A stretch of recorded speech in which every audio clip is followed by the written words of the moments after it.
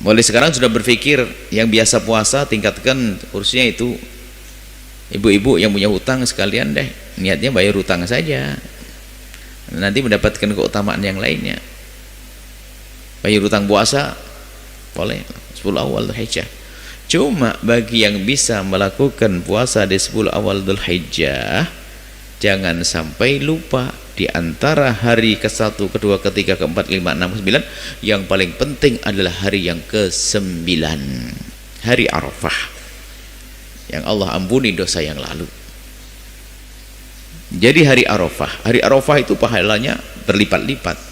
Jika tanggal 1 puasa hebat, 2 hebat, 3, 4, 5, 6, 7 hebat, tapi jangan puasa pas hari Arafah bagi orang yang tidak haji.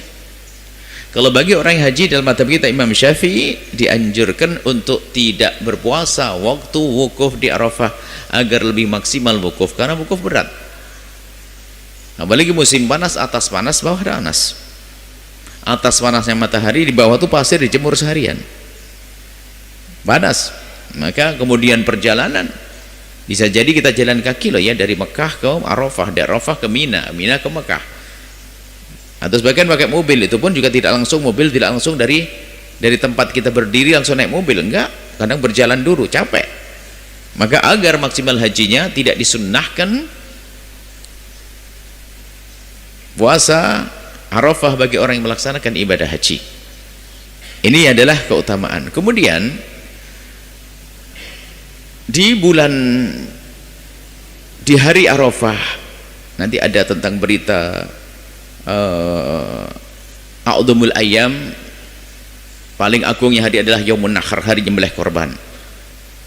Ada riwayat lain tentang Arafah. Jadi Allah memerdekakan hamba-hambanya dari api neraka adalah tidak pernah Allah tidak memerdekakan hambanya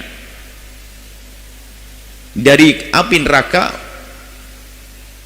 tidak memerdekakan lebih banyak daripada di saat Allah memerdekakan hamba-hambanya di hari Arafah. Jadi hari Arafah itu adalah hari Allah mengampuni hamba-hambanya, sehingga bagi orang yang bisa wukuf di Arafah sana banyak dianjurkan untuk mengadu kepada Allah dan mohon ampun. Dalam riwayat lalu diampuni. Dalam riwayat itu Allah, Sayyidina Umar, Sayyidina Nabi bercerita pada Sayyidina Umar bahwasanya telah diampuni semua yang ada di tempat ini. Makanya rindulah untuk bisa wukuf di Arafah. Amin. Ya sudah wukuf, ulang kembali wukuf nanti. Yang belum wukuf, segala wukuf nanti. Insya Allah bisa kita wukuf di Arafah. Kemudian wukuf di Arafah, mohon ampun kepada Allah. Ada riwayat disebutkan bahwa saat itu Sayyidina Umar bertanya, ya Rasulullah, apakah ini Allah mengampuni dosanya untuk kami ini yang lagi wukuf waktu itu bersama Nabi?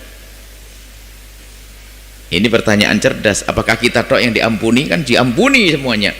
Nah, Nabi mengatakan liman ja'a ba'dakum, termasuk nanti yang datang setelahmu ila yaumil qiyamah, sampai hari kiamat.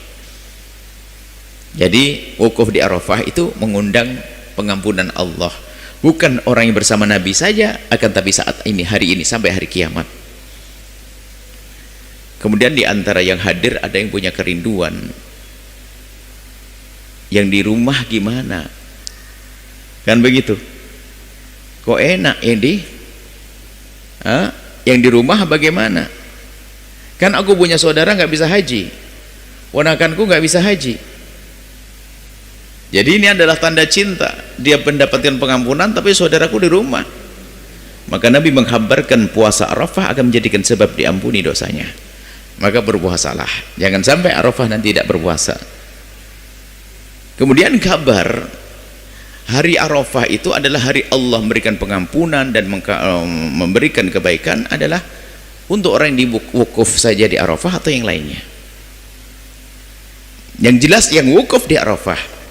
Akan tapi ulama menjelaskan tidak hanya orang yang wukuf di Arafah, akan tapi orang yang saat itu juga punya kerinduan kepada Allah Subhanahu wa taala. Cuman spesies yang Arafah ya jelas disepakati, nggak ada perbedaan dalam hal ini. Oleh sebab itu ada sebagian, termasuk Sayyidina Abdullah bin Abbas itu sendiri, membuat satu kegiatan di saat beliau berada di Madinah, tidak bisa atau tidak di Mekah yang jelas, Beliau membuat satu perkumpulan di sore hari Arafah untuk mengadu kepada Allah Subhanahu wa taala. Bukan wukuf. Wukuf hanya ada di Arafah saja, tapi sekedar berkumpul untuk berzikir, menyebut nama Allah dan melakukan kebaikan. Dan ini sah karena hadis Nabi menyebutkan tadi yang sudah kita baca pada awal majlis, tidak ada kebaikan yang lebih bagus untuk dilakukan melebihi daripada kebaikan dilakukan di 10 awal Dzulhijjah. Maka bukan sebuah kesalahan jika ada orang berkumpul di hari Arafah, khususnya sore hari Arafah, sambil nunggu buka bersama, kemudian setelah itu ada tausiah di sana, sah-sah. Dan itulah yang dilakukan di Al-Bahjah setiap tahun untuk memperbanyak tahlil, takbir, tahmid, tasbih itu. Jadi mari kita hidupkan di 10 awal Dzulhijjah dengan kebaikan-kebaikan. Sebisa kita harus sedekah dan seterusnya. Setelah Anda menyaksikan video ini, jangan lupa berselawat kepada baginda Nabi Muhammad sallallahu alaihi wa alihi wa sahbihi wasallam.